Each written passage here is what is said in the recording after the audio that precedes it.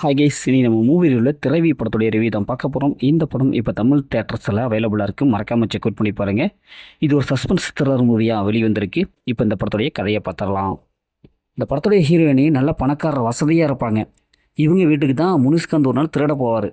அப்படி திருட போன சமயத்தில் ஹீரோயினி தற்கொலை பண்ணிக்கலாம் அப்படின்னு சொல்லிட்டு ஃபஸ்ட்டு விஷத்தை அப்படியே குடிக்கலாம்னு சொல்லிட்டு விஷ பாட்டலோடு இருப்பாங்க. இதை பார்த்தோன்னே முனிஷ்காந்த் பதறி அடித்து போய் ஹீரோயினை காப்பாற்றிடுவாங்க.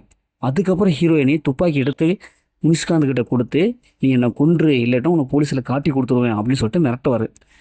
இதை கேட்ட உடனே சும்மா அள்ளு விட்டுருவார்.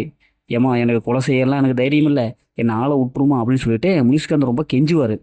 இறுதியில் முனிஷ்காந்த் ஹீரோயினிட்டிருந்து தப்பிச்சாரா இல்லையா, ஹீரோயினி எதற்காக முனிஷ்காந்தை தன்னை கொல்லுமாறு கேட்கணும், ஹீரோயினுக்கு நடந்த அந்த அநியாயங்களை என்ன, இறுதியில் என்ன ஆச்சு அப்படிங்கிறதா இந்த படத்துடைய கதை.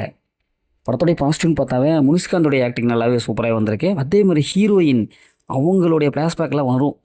இவர் பார்த்தா தன்னுடைய கணவர் வந்து கொடுமைப்படுத்துவாங்க, இவர் கொடுமைப்படுத்துவாங்க அப்படி இப்படின்ட்டு நிறையா சூழ்நிலையில் காமிச்சிருப்பாங்க. அதனாலே வந்திருக்கு. இந்த படத்தை வந்து டைரக்டர் நமக்கு என்ன சொல்கிறாருன்னா, பொதுவாக யாருமே இந்த உலகத்தில் நல்லவங்க கெட்டவங்க கிடையாது. சூழ்நிலைகள் தான் அவங்கள நல்லவனாகவும் கெட்டவனாகவும் மாற்றுது அப்படிங்கிற ஒரு கருத்தை நமக்கு தெளிவாக சொல்கிறாரு. அது நல்லாவே கனெக்ட் ஆகுது.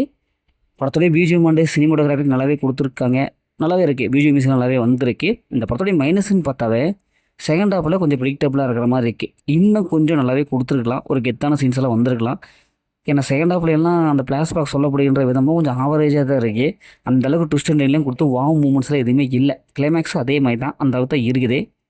படத்துடைய ஸ்க்ரீன் பிளே பொறுத்தவரைக்கும் ஃபஸ்ட் ஹாஃப் நல்லா இருக்குது. செகண்ட் ஹாஃப் ரொம்ப ஃப்ளாட்டாக போகுது. நம்ம எதிர்பார்த்த அளவுக்கு இல்லை. இன்னும் கொஞ்சம் நல்லாவே கொடுத்துருக்கலாம்.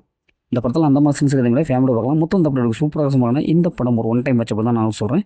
ஓகே, இதே மாதிரி அடுத்த ஒரு புதிய மூவி ரிவ்யூவில் சந்திப்போம்.